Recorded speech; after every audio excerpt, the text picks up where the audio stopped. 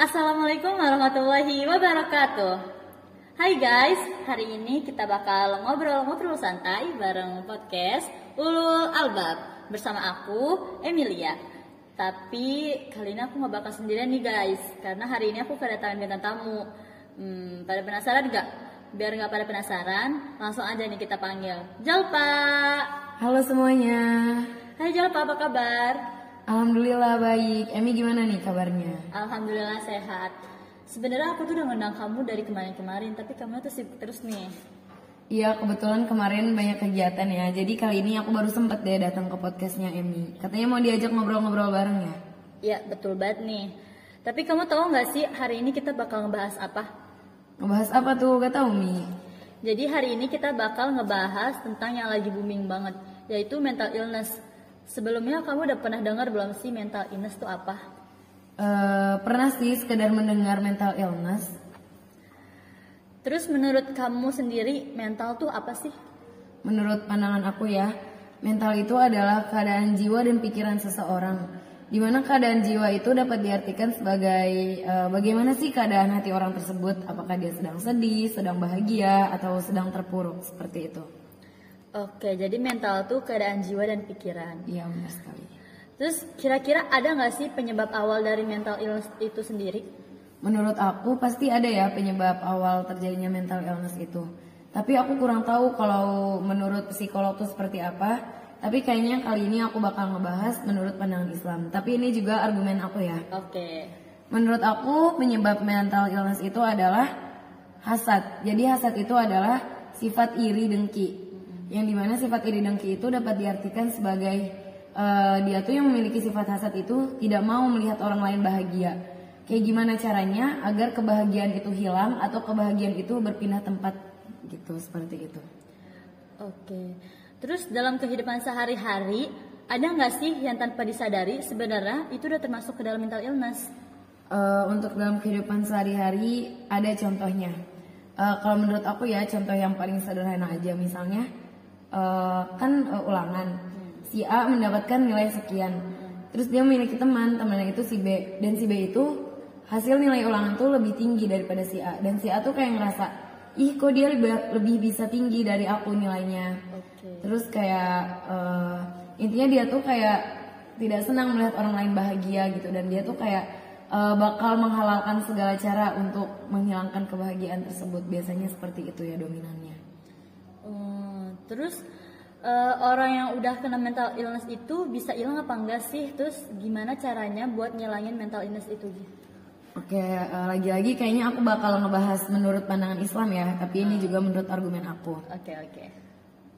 Jadi orang yang udah terkena mental illness itu menurut aku bisa hilang ya dengan cara dia meningkatkan rasa keimanan dia kepada Allah Subhanahu wa taala dan meningkatkan rasa ketakwaan kepada Allah. Dan tapi sebenarnya kata kuncinya adalah satu, bersyukur. Ingat ya, bersyukur. Karena pada hakikatnya Allah Subhanahu wa taala itu telah memberikan kelebihan dan kekurangan masing-masing pada setiap orang. Dimana pasti kelebihan dan kekurangan itu berbeda-beda. Dan Allah tuh memberi kelebihan dan kekurangan itu ya sesuai dengan porsinya gitu. Emang segitu, kata Allah segitu ya segitu. Oke. Dari tadi kan Jalpa bahas tentang menurut pandangan agamanya. Terus ada nggak sih ayat Al-Quran yang mendasari tentang itu semua? Ada dimana disebutkan dalam Quran surat Al-Falaq yang bunyinya wa min syarri hasidin idza hasad. Yang dimana ayat tersebut adalah menjelaskan tentang hasad seperti itu. Yang dimana balik lagi ke poin awal, hasad tadi adalah rasa iri dengki yang dimiliki oleh seseorang. Kayak gimana ya?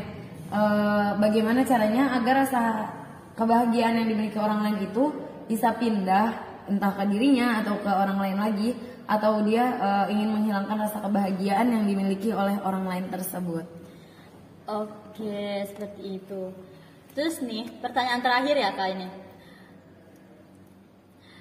Gimana sih tips biar kita bisa hidup tenang? Menurut aku ya, aku juga pernah baca di beberapa filosofi. Jadi di sini aku rangkum menjadi 3. Yang pertama itu Taoism, yang kedua Stoicism, yang ketiga nihilism. Yang pertama adalah Taoism, yaitu kita hidup mengikuti alurnya saja, enjoy, santuy gitu, selaras. Gimana ya, ibaratnya seperti air yang mengalir di sungai gitu. Ya udah gitu, kita ikuti aja alurnya hidup ini kayak gimana gitu. Seperti itu. Terus yang kedua?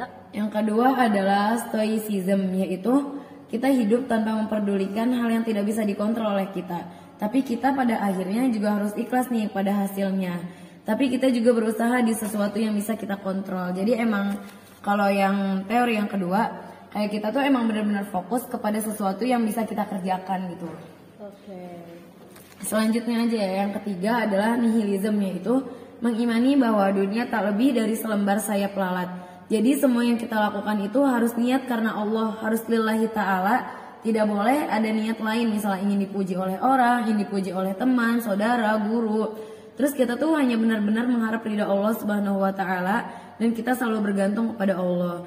Karena jika kita melibatkan Allah dalam segala hal, pasti Allah akan mempermudah dan hati kita akan tenang, seperti itu.